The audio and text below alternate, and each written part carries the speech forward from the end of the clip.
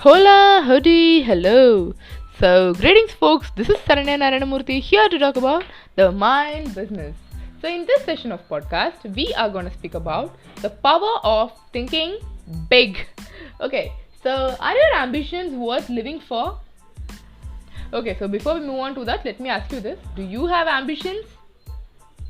If you say yes, great. If you say no, pause this video for 20 seconds and think for yourself what your real ambitions are. Okay, so now that you have a clear idea of your ambition, let me ask you this.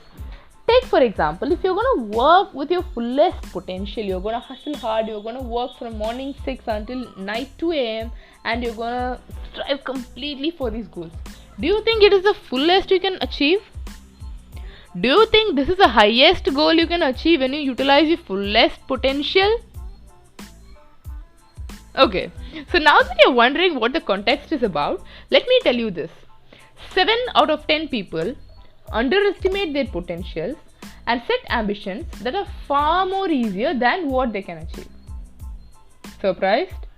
Okay, so let me drop another truth bomb. So you might be one among that 7 people. Oh no, wait a second. Okay, so now since you're halfway through this podcast and you're anyway going to complete this entire podcast, it will no longer be you. Why? Because I am here to coach you to make sure your ambitions are big enough. Okay, so before I go ahead, let me tell you why this struck me and how I am the most better example for this phenomena. So, this is a background. Back in 2016, I set up my goals as earning 7 lakh per annum in my job post MBA in 2023 as my biggest ambition. So this would mean that I would be working for a company for a paycheck of around 40,000 per month in the year 2023. Okay, so now fast forward to where I am right now. I already made over 1 million in revenue in the year 2020 itself, that too in my own business. And now I am very proud that my own company is still growing with a consistent 6 digits month on month. Surprised? Okay, so but how did this even happen? Just 2 things. I stepped out of my comfort zone, and number 2, I was hustling. So now recently when I look back at how I was setting my goals back then, I could see there was a tremendous difference in my expectation versus what the output I have delivered.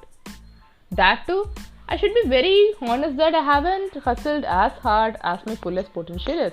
I only worked during my leisure time and I only given a very scarce part of what I could have actually given. So when I saw this, I had 2 different thoughts in my mind. Number 1, I was super happy and was very excited for being achieving so much while just planning so little. But at the same time, I was super disappointed with myself. Why? If I had known back in 2016 that so much potential are already there inside me, I would have set bigger goals. And what would have happened? By the time when I set bigger goals, I would have definitely fought a better battle for it and I would have worked at least 2 hours extra per day. So what will happen when I work 2 hours extra? The amount of benefit that I would have reaped would have been quadrupled by this time. But know what? Don't worry. You are not going to be as disappointed as I was. Because right now, you are going to think and you are going to frame up your ideas and set up your goals in such a way that your goals are going to be a perfect match. Okay, so there was a popular research on Norway, and after their research they have declared that people often set goals that are not so challenging, thereby ending up not working to the fullest of their potential. God, it was indeed a truth bomb. So what did they just say? They just meant you don't know your fullest potential and you don't know your real worth. Think again. Rethink on your goals. So now that I said your goals aren't right, how do you even set up those goals? Okay, it's very simple. There are no big strategies or big methods or big equations through which you're going to drive your goals. It's very simple. Ask yourself what kind of life you would love to live throughout your life. Is it a luxurious life? Is it a happy and cheerful life? Is it a calm life in the center of an old farm? That is your ambition. The life that you really wanted to live is your real ambition. Take them as your goals. Make them your ambition. Chase them. And then you are definite to make them your reality.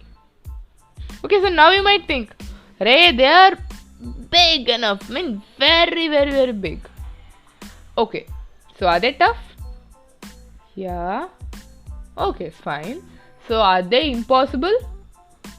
Before you would say something, I would say it is a no. If you can dream it, you can definitely do it. Again, if you can dream it, you can definitely do it. Just like how Napoleon Hill has stated, whatever your mind can conceive and believe, the mind can achieve. Always remember, if your goals doesn't scare you, they aren't big enough. So always set your goals and revisit them every year. Who knows, your goals might have grown up along with you. Actually, for a healthy and a really ambitious person, your goal does grow up with you. So hope this piece inspired you to dream big, and if it did, let me know, and it does add a pretty smile.